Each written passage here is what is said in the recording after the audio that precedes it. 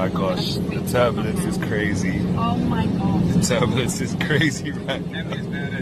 Tanzania. Oh my god, I'm gonna freak out. We find what's good. It's scary. Merch too. I'm a model too. He is. Pull up, pull up the swag real quick.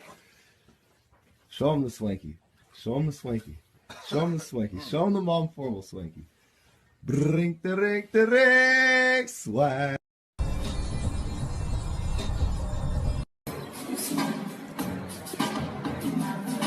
Get it. Sometimes I'm in a bad mood and I'm very vulnerable and fragile.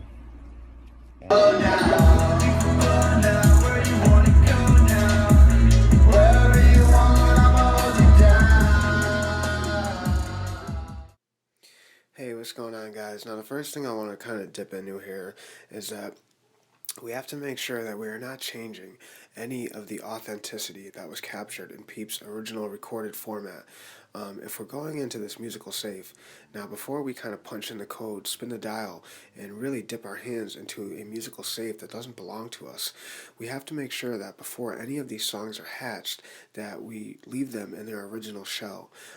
Peep planted seeds in a beautiful, vast garden of music. So why would we let these representatives from Sony and Columbia kind of just stomp around the garden and just destroy it with weed whackers? Peep worked damn hard to climb this mountain.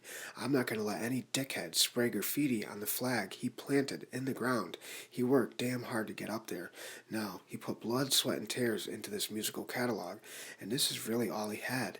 Peep lived, breathed, and died for his music. He really did. If you think about it, Peep spent 24 hours a day, 365 days a year, making himself a better artist. And if you look at this evolutionary timeline and period of the exponential overnight growth of his artistry, it really is mind-blowing. It's like putting a 9mm under your chin and pulling the trigger, because I can't think of another artist who had such a devastating impact in a short period of time. If you take the timeline from Vertigo and Crybaby and Hellboy, and then 18 months later to the release of Come Over When You're Sober Part 1, his touring regimen, and then his untimely passing, the amount of success and popularity in this mainstream level of stardom he was groomed for, it really is overwhelming to think about the stamp he left in that small time he had to work. So, with that said, if he worked so fucking hard to obtain this legacy, who are we to ruin it? Who are we to destroy it? Who are we to feel like we are privileged to tinker and reproduce items that belong to him? Are you fucking kidding me? Over my dead corpse? Now, the Fall Out Boy feature, I kind of can understand that, because even though Peep isn't here to kind of validate what's right and what's wrong, we can all agree on he should never be robbed of the opportunity to one day collab with the guys that were on the posters of his bedroom wall and the air fresheners he would take photographs with. And at the end of the day, I know that Peep isn't here to speak for himself, but we can all kind of imagine that if he ever received a phone call and he was asked if he'd like to have Fall Out Boy appear on a future song, I'm sure he might have immediately passed out from the overall excitement of being asked that kind of question. And again, that's pure speculation, but we can only imagine that he probably would have said yes and gave it the green light. But going forward, it's very important that when we're publishing items from his personal musical estate, that we're doing so with him 100% in mind. Peep was a very raw and brutally honest musician. He was one of the best recording artists in this musical landscape, let alone this genre. So when we're releasing these kind of timeless pieces, we have to make sure that they have the same face of the canvas that Peep applied to it. We would never let children wander into a museum of art with a Sharpie and kind of draw all over the faces of these artistic, masterful, classic pieces that these artists put their heart and souls into creating. So why would we do the same measure with Peep's music? We have to make sure before we release the canvas to the public that it's the exact portrait that Peep painted.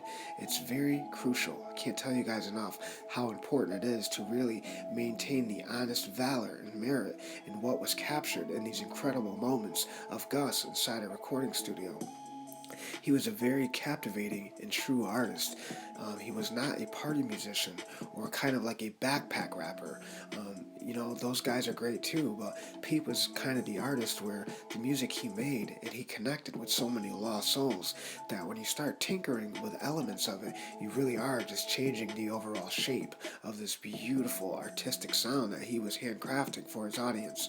So at the end of the day, we have to be really careful and tread lightly when it comes to releasing stuff from his unreleased catalog.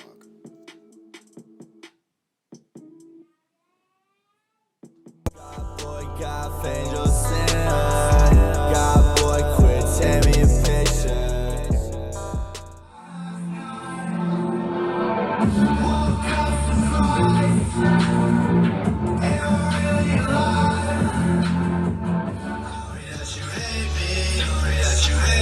I just wanna hear that. Baby, you can play